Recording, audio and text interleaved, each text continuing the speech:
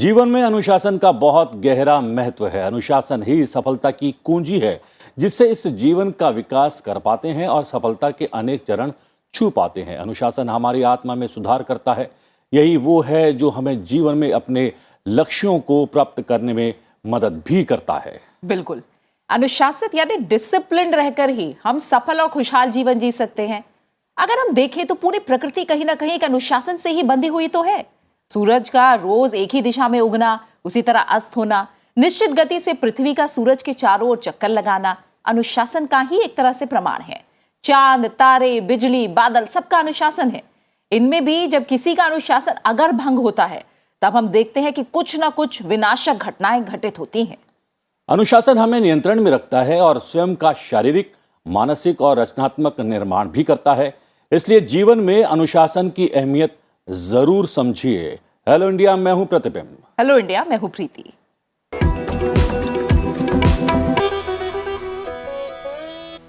और आज प्रीति, चूंकि संसद के इस सत्र के सप्ताह का पहला दिन है, तो संसद से जुड़ी हुई खबरें नहीं हैं, देश से जुड़ी हुई खबरों से शुरुआत करेंगे। बिल्कुल जी हाँ, देश की खबरें। प्रधानमंत्री नरेंद्र मोदी की बात करें तो गोवा मुक्ति दिवस समारोह में हुए शामिल। ऑपरेशन विजय के स्वतंत्रता सेनानियों और योद्धाओं को उन्होंने सम्मानित भी किया। प्रधानमंत्री ने कहा कि गोवा सुशासन, प्रति व्यक्ति आय और अन्य मोर्चों पर शीर्ष है। उन्होंने गोवा सरकार को पात्र आबादी का 100% कोविड टीकाकरण करने के लिए बधाई भी दी। साथ ही राज्य के विकास की गति बनाए रखने के लिए उनकी सराहना भी की। प्रधानमंत्री ने राज्य के पूर्व मुख्यमंत्री मनोहर पर्रिकर के शानदार नेतृत्व को याद करते हुए कहा कि गोवा श्री पर्रिकर द्वारा तय किए गए विकास के पथ पर लगातार अग्रसर है। भाइयों और बहनों, गोवा की इन उपलब्धियों को, इस नई पहचान को जब मैं मजबूत होते देखता हूं तो मुझे मेरे अभिन्न साथी मनोहर पर्रिकर जी की भी याद आती है। उन्होंने न केवल गोवा को विकास की नई ऊंचाई तक पहुंचाया, बल्कि गोवा की क्षमता का भी विस्तार किया। गोवा के लोग कितने ईमानदार होते हैं, कितने प्रतिभावान और मेहनती होते हैं। देश गोवा के चरित्र को मनोहर जी के भीतर देखता था। आखिरी सांस तक कोई कैसे अपने राज्य, अपने लोगों के लिए लगा रह सकता है, उनके जीवन में हमने ये साक्षात देखा था। मैं इस अवसर पर मेरे परम मित्र और गोवा के महान सपूत मनोहर जी को भी नमन करता हूं। प्रधानमंत्री ने पणजी के आजाद मैदान में शहीद स्मारक पर माल्यार्पण भी किया। उन्होंने फ्लाईपास्ट और मीरामार बीच पर नौका परेड देखी। प्रधानमंत्री ने गोवा में 650 करोड़ रुपए की विकास परियोजनाओं का शुभारंभ भी किया। प्रधानमंत्री नरेंद्र मोदी ने जेल संग्रहालय में अगवाड़ा किले के पुनरुद्धार, गोवा मेडिकल कॉलेज में विशिष्ट सेवा ब्लॉक, मोपा हवाई अड्डे पर नागरिक उड्डयन विकास केंद्र और मडगांव के देबोलिम नावेलिम पर गैस उपकेंद्र का उद्घाटन किया। उन्होंने गोवा के Bar Council of India trust की India International University of Legal Education and Research का शिलान्यास भी किया। वियतनाम की राष्ट्रीय असेंबली के अध्यक्ष वोंग देन हू के नेतृत्व में वियतनामी संसदीय शिष्टमंडल ने राष्ट्रपति रामनाथ कोविंद से मुलाकात की। राष्ट्रपति भवन में शिष्टमंडल का स्वागत करते हुए राष्ट्रपति कोविंद ने कहा कि ये प्रसन्नता की बात है कि भारत और वियतनाम के बीच रक्षा भागीदारी लगातार बढ़ रही है। दोनों देशों के बीच सुदृढ़ रक्षा सहयोग क्षेत्र की शांति, सुरक्षा और समृद्धि में योगदान करता है। उपराष्ट्रपति एम वेंकैया नायडू ने नई दिल्ली में प्रतिष्ठित नेहरू और टैगोर साक्षरता पुरस्कार प्रदान किए। उपराष्ट्रपति एम वेंकैया नायडू ने सभी संबद्ध हितधारकों से वयस्क शिक्षा और कौशल विकास प्रशिक्षण के क्षेत्र में आगे आने और सरकार के कार्यों में सहयोग की अपील की। उन्होंने प्रत्येक वयस्क व्यक्ति को साक्षर बनाने की आवश्यकता पर बल दिया और कहा कि जनमानस में डिजिटल साक्षरता और वित्तीय साक्षरता भी जरूरी है। केंद्रीय गृह और सहकारिता मंत्री अमित शाह ने सहकारिता क्षेत्र के विस्तार के लिए देश में जल्द ही राष्ट्रीय स्तर पर सहकारिता विश्वविद्यालय स्थापित करने की घोषणा की। केंद्रीय मंत्री ने महाराष्ट्र के पुणे में वैकुंठ मेहता राष्ट्रीय सहकारिता प्रबंधन संस्थान के दीक्षांत समारोह को संबोधित करते हुए कहा कि सहकारिता क्षेत्र का विस्तार ग्रामीण क्षेत्रों में भी किया जाना चाहिए। उन्होंने कहा कि देश के प्राथमिक कृषि का कंप्यूटरीकरण किया जाएगा और इसे जिला बैंक, सहकारिता बैंक और नाबार्ड से जोड़ा जाएगा। नई दिल्ली में तीसरा भारत मध्य एशिया संवाद आयोजित हुआ। भारत और 5 मध्य एशियाई देशों ने शांतिपूर्ण, सुरक्षित और स्थिर अफगानिस्तान के लिए सहयोग देने का संकल्प लिया है। विदेश मंत्री डॉक्टर एस जयशंकर ने कहा कि अफगानिस्तान के बारे में भारत और मध्य एशियाई देशों की चिंताएं एक समान हैं। विदेश मंत्री ने अफगानिस्तान में समावेशी और प्रतिनिधि सरकार, आतंकवाद और मादक पदार्थों की तस्करी से निपटने, बिना किसी बाधा के मानवीय सहायता उपलब्ध कराने और महिलाओं, बच्चों और अल्पसंख्यकों के अधिकारों पर चर्चा की। उपभोक्ता मामले, खाद्य और सार्वजनिक वितरण मंत्री पीयूष गोयल ने गाजियाबाद में किया नेशनल टेस्ट हाउस में पैक पेयजल परीक्षण केंद्र का उद्घाटन। उन्होंने कहा कि नेशनल टेस्ट हाउस ने गुणवत्ता का आकलन करते और इसे सुनिश्चित करने के लिए प्रौद्योगिकी का इस्तेमाल करते हुए लंबी छलांग लगाई है। उन्होंने प्रधानमंत्री के मंत्र सबका साथ, सबका विकास, सबका विश्वास, सबका प्रयास पर जोर देते हुए कहा कि हमें परीक्षण इस तरह से करने चाहिए जिससे कोई अशुद्धि न रहे और परिणामों को पूरी दुनिया स्वीकार करे।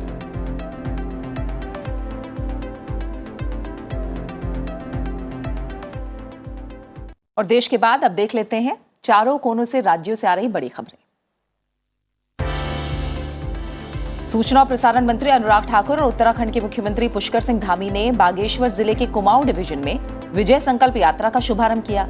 इस कार्यक्रम के दौरान भारतीय जनता पार्टी केंद्र सरकार की सहायता से राज्य सरकार द्वारा किए गए विकास कार्यों का लेखा जोखा जनता को देगी। विजय संकल्प यात्रा राज्य के गढ़वाल क्षेत्र में 2660 किलोमीटर और कुमाऊं क्षेत्र में 1890 किलोमीटर का सफर तय करेगी।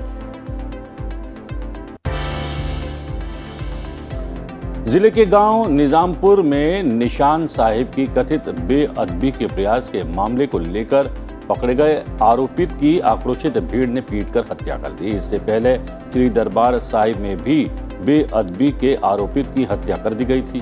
निजामपुर में घटना की वीडियो वायरल होने के बाद पुलिस और सिख जत्थे बंदियों में टकराव की स्थिति बन गई है। भीड़ आरोपित युवक को पुलिस को सौंपने के बजाय पंथ की तरफ से सजा सुनाए जाने के हक पर थी। स्थिति बिगड़ने पर पुलिस को हवाई फायर भी करना पड़ा, लेकिन गुस्साई भीड़ ने युवक की हत्या कर दी। जम्मू कश्मीर में श्रीनगर के हरवान इलाके में कल सुरक्षा बलों के साथ मुठभेड़ में लश्कर-ए-तैयबा का एक आतंकवादी मारा गया। इलाके में तलाशी अभियान के दौरान मुठभेड़ सुबह 4 बजे शुरू हुई थी।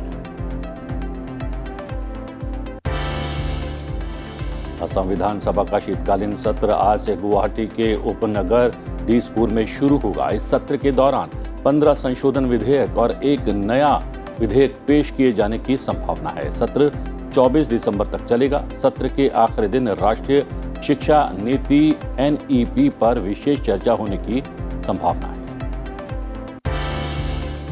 मणिपुर में 24 घंटों के दौरान कोरोना से 14 लोग संक्रमित पाए गए हैं। 1206 लोगों के कोरोना नमूनों की जांच के दौरान इन मरीजों का पता चला। राज्य में संक्रमण दर 1.2% है। 24 घंटों में संक्रमण से किसी के मौत की खबर नहीं है। इस बीच संक्रमण से 22 लोग ठीक हुए हैं और स्वस्थ होने वालों की संख्या बढ़कर 1,23,437 हो गई है। कश्मीर घाटी में मंगलवार से शुरू हो रहे चिल्ला कला यानी 40 दिन के कड़ाके की ठंड के दौर से पहले ही शीतलहर की चपेट में आ गया है। मौसम विभाग के अनुसार श्रीनगर में न्यूनतम तापमान 0 से 6 डिग्री सेल्सियस नीचे दर्ज किया गया। पहलगांव में तापमान 0 से 8.7 डिग्री सेल्सियस नीचे दर्ज किया गया। घाटी के अधिकतर इलाकों की पाइपलाइनों में पानी जम गया है। उत्तराखंड में भीषण शीतलहर से सामान्य जनजीवन अस्त व्यस्त है। राज्य के विभिन्न भागों में तापमान में काफी गिरावट आई है। ऊंचाई वाले क्षेत्रों में बर्फबारी हुई है। कुछ पहाड़ी क्षेत्रों में तापमान 0 से नीचे रिकॉर्ड किया गया। जिला प्रशासन ने लोगों को शीतलहर से राहत दिलाने के लिए विभिन्न स्थानों पर अलाव की व्यवस्था भी की है।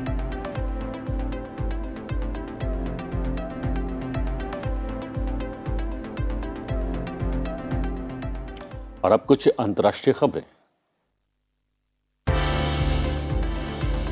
उत्तर पश्चिमी पाकिस्तान में पाकिस्तानी और इतालवी पुरातत्वविदों के एक संयुक्त दल ने बौद्ध काल के 2300 साल पुराने एक मंदिर की खोज की है। इसके साथ ही कुछ अन्य बेशकीमती कलाकृतियों की भी खुदाई के दौरान मिली है और ये मंदिर खैबर पख्तूनख्वा प्रांत के स्वात जिले में बारीकोट तहसील के बौद्ध कला के बाजीरा शहर में मिला है।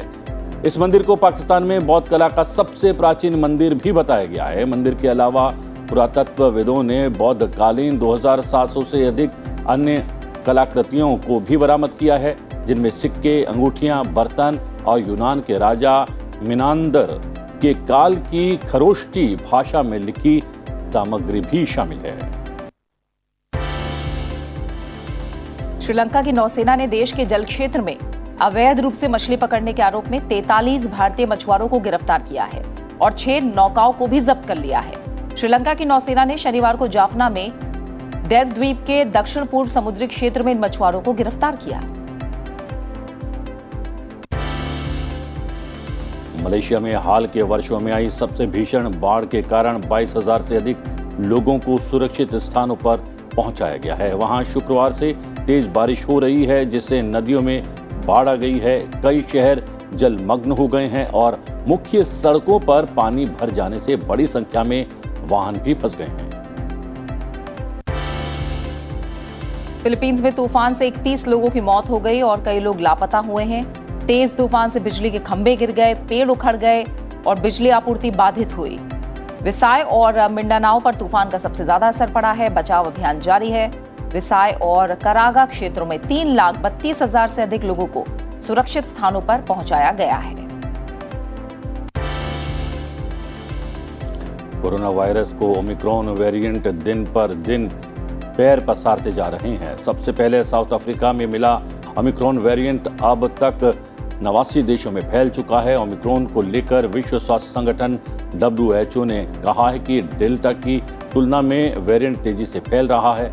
जहां इसका संक्रमण ज्यादा है, वहां पर 1.5 से 3 दिनों में इसके केस 2 गुने हो रहे हैं। संगठन के अनुसार ओमिक्रॉन संक्रमण उन देशों में भी तेजी से फैल रहा है जहां कोविड टीकाकरण की दर काफी ज्यादा है या फिर जहां की अधिसंख्य आबादी कोविड के पहले दौर से उबर चुकी है।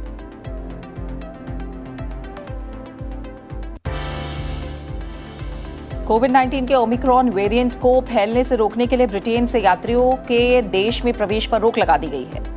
ब्रिटेन गए जर्मनी के नागरिक स्वदेश लौट सकते हैं, लेकिन उन्हें नेगेटिव परीक्षण रिपोर्ट पेश करनी होगी। इसके अलावा उन्हें टीका लगा होने के बावजूद 2 हफ्ते तक क्वारंटीन में रहना होगा।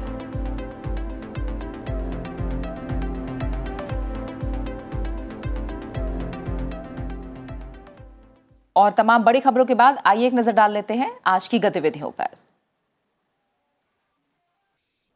लोकसभा में आज पेश होगा निर्वाचन विधि संशोधन विधेयक 2021। ये चुनाव सुधार और पारदर्शिता की दिशा में एक महत्वपूर्ण कदम साबित होगा। वित्तीय वर्ष 2021-22 के लिए अनुपूरक अनुदान मांगों के दूसरे बैच पर लोकसभा में आज आगे की चर्चा होनी है। साथ ही जलवायु परिवर्तन और मूल्य वृद्धि के मुद्दों पर नियम 193 के तहत चर्चा भी एजेंडे में शामिल है। इसके अलावा खेलो इंडिया योजना और खेल अवसंरचना के मुद्दे पर आज ध्यानाकर्षण भी है। बात राज्यसभा की करें तो मध्यस्थता को बढ़ावा देने और सुविधा प्रदान करने से संबंधित विधेयक आज पेश होगा। वहीं राज्यसभा में नारकोटिक ड्रग्स और साइकोट्रोपिक पदार्थ संशोधन बिल 2021 पर भी विचार होना है। देश में कोविड-19 के ओमिक्रॉन वेरिएंट से पैदा हालात पर आगे की चर्चा भी कार्यसूची में आज लिस्टेड है। वहीं आज मध्य एशियाई विदेश मंत्री प्रधानमंत्री नरेंद्र मोदी से संयुक्त मुलाकात भी करने वाले हैं। डॉक्टर जितेंद्र सिंह आज नई दिल्ली में आजादी का अमृत महोत्सव के अंतर्गत सुशासन सप्ताह का उद्घाटन करेंगे। इसका मुख्य विषय प्रशासन गांव की ओर होगा। इसके अंतर्गत सभी राज्यों और केंद्र शासित प्रदेशों के सभी जिलों में जन शिकायतों का समाधान करने और सेवा की स्थिति में सुधार की दिशा में काम किया जाएगा। आज लोकसभा की संचार और सूचना प्रौद्योगिकी, सरकारी आश्वासन, सदन के पटल पर रखे कागजात संबंधी समितियों की बैठक आज संसदीय सौध में आयोजित होगी। साथ ही पेट्रोलियम और प्राकृतिक गैस संबंधी समिति और विशेषाधिकार संबंधी समितियों की बैठक भी आज संसदीय सौध में आयोजित होनी है। इसके अलावा राज्यसभा की कार्मिक, लोक शिकायत संबंधी समिति और कानून और न्याय संबंधी समिति की बैठक आज संसद भवन परिसर में आयोजित होगी। और इसके बाद अब बात कर लेते हैं सेहत से जुड़ी हुई। और आज की लाइफस्टाइल में हाइपर एसिडिटी की समस्या बहुत आम समस्या हो गई है। खाली पेट ज़्यादातर देर तक रहने से या अधिक तला भुना खाना खाने की वजह से भी ये समस्या पैदा हो सकती है। हाइपर एसिडिटी होने पर क्या करें और इसके कारण क्या है, क्या खाएं क्या ना खाएं, आइए समझते हैं अपने एक्सपर्ट से।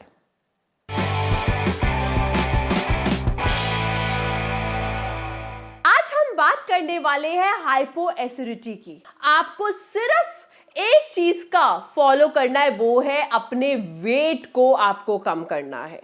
क्योंकि आजकल जिनको भी हाइपर एसिडिटी देखी गई है उनका वजन ज्यादा होता है, और वजन को कम करने के लिए आपको अपनी लाइफस्टाइल में छोटी छोटी चीजों का आपको फॉलो करना है। जैसे कि अगर आप फ्राइड फूड खाते हैं तो उसको अवॉइड कीजिए, और अपनी मील के बाद, अपने ब्रेकफास्ट के बाद, अपने लंच के बाद और अपने डिनर के बाद आप थोड़ा थोड़ा सा मिंट वाला, पुदीने वाला पानी लीजिए। आप देखेंगे आपके हाइपर एसिडिटी में बहुत ज्यादा रिलीफ मिलेगा।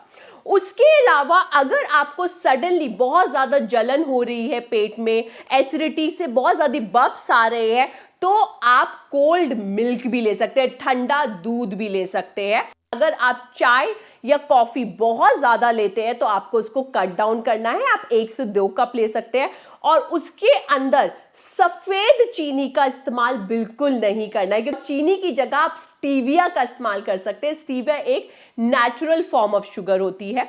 उसके अलावा अगर आप एक्सेस में स्मोकिंग करते हैं या फिर ड्रिंक लेते हैं या फिर हुक्का करते हैं, इन चीजों को आपको नहीं करना है, क्योंकि आपका एसिडिटी खराब हो सकती है और ज्यादा बढ़ सकती है, और उससे आपके पूरे मुंह में छाले भी हो सकते हैं। तो सुबह आधा चम्मच हल्दी आप ठंडे पानी से सटक लीजिए, और डिनर के बाद आधे चम्मच से आप सटक लीजिए। जो हल्दी है वो आपकी एसिडिटी को भी कम करेगी और आपके मेटाबॉलिज्म को भी बढ़ाएगी, कि आपको पतले होने में भी आपकी बहुत मदद करेगी। बट अपनी लाइफस्टाइल का ध्यान रखिए, अपने वेट को कंट्रोल में लेके आइए, बताई गई चीजों को आप अपनी लाइफस्टाइल में जोड़िए, और आप देखेंगे आपकी एसिडिटी आपको टाटा बाय बाय कर देगी, and you will be all relief from it.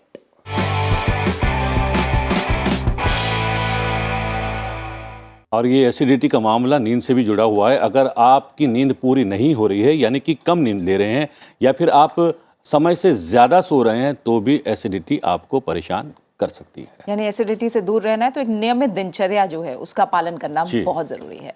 और फिलहाल हम रुकेंगे एक ब्रेक के लिए, और सर्दी के साथ ही सूरत में प्रवासी पक्षी आने लगे, और इनमें ब्राउन सिर वाले गुल और साइबेरियाई समुद्री पक्षी भी शामिल हैं। जी हाँ, चलते चलते आपको छोड़े जाते हैं सूरत की खूबसूरत तस्वीरों के साथ। आप बने रहिए हमारे साथ।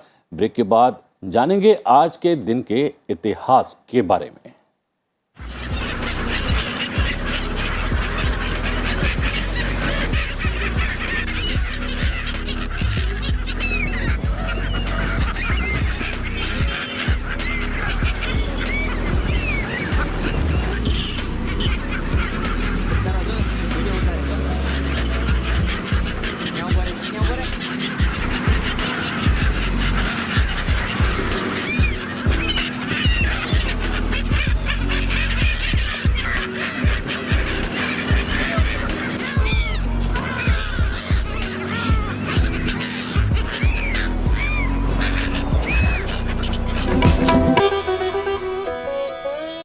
Appeal to all of you, मामले पे महत्वपूर्ण मुद्दों को उठाइए।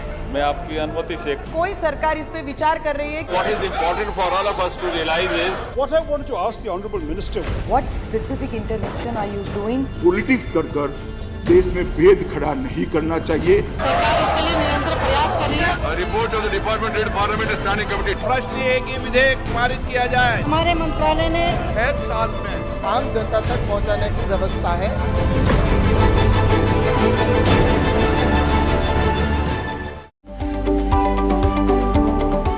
We all know the importance of good health, but often we don't know how to achieve it. There's plenty of information available, but again, we don't know what is right and what is wrong. To know the truth and get your answers straight from some of India's top specialists, join me, Dr. Amrish Mithal, on Healthy India, only on Sunset TV.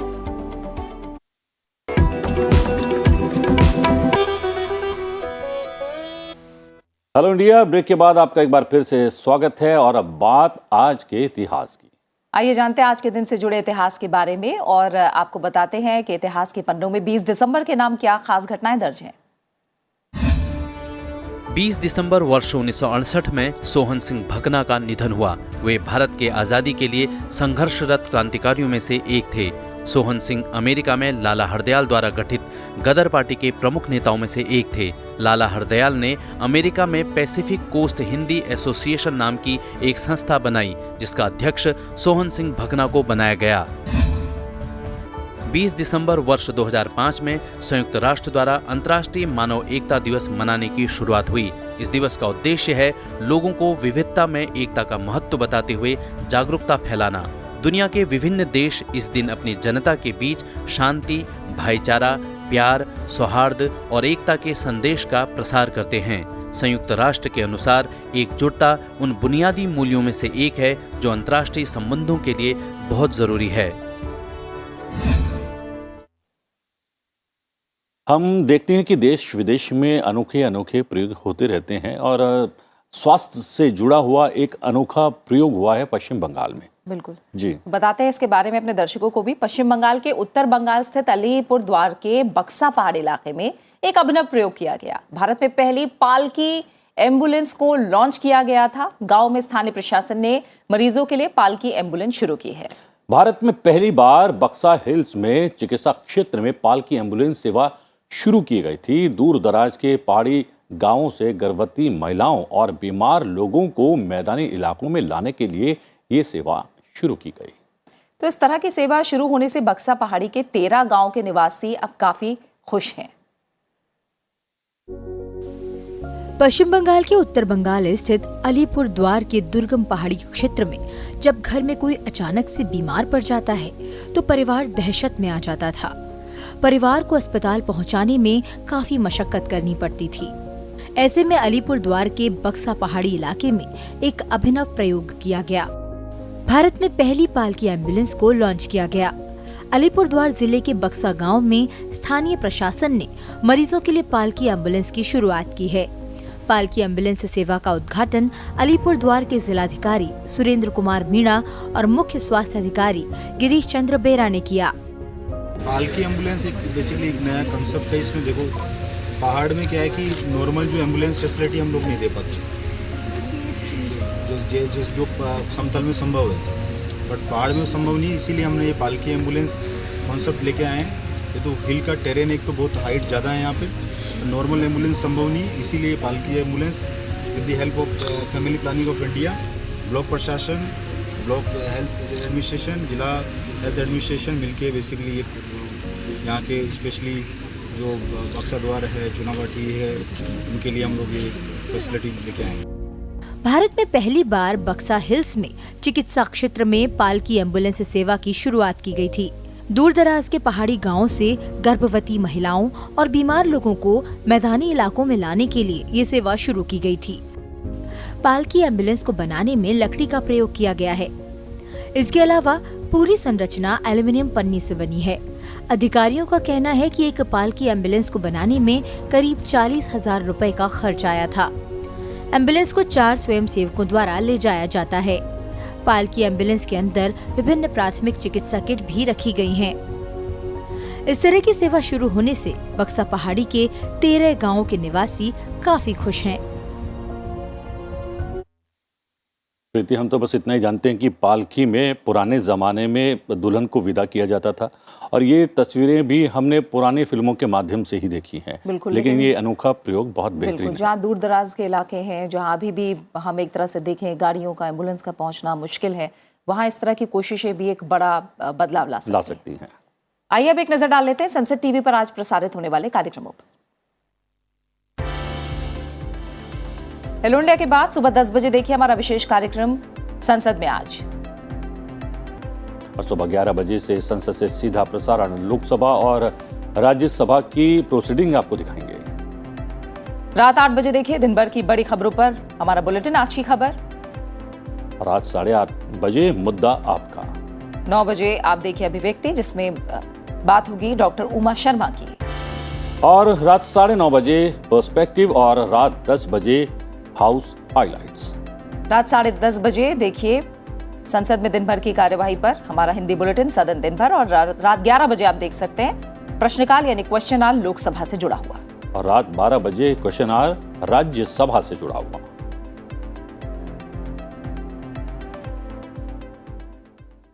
और इसी के साथ वक्त हो चला अब आपसे इजाजत लेने का। तो हेलो इंडिया में फिलहाल इतना ही। मुझे और प्रतिबिंब को दीजिए इजाजत। नमस्कार। नमस्कार।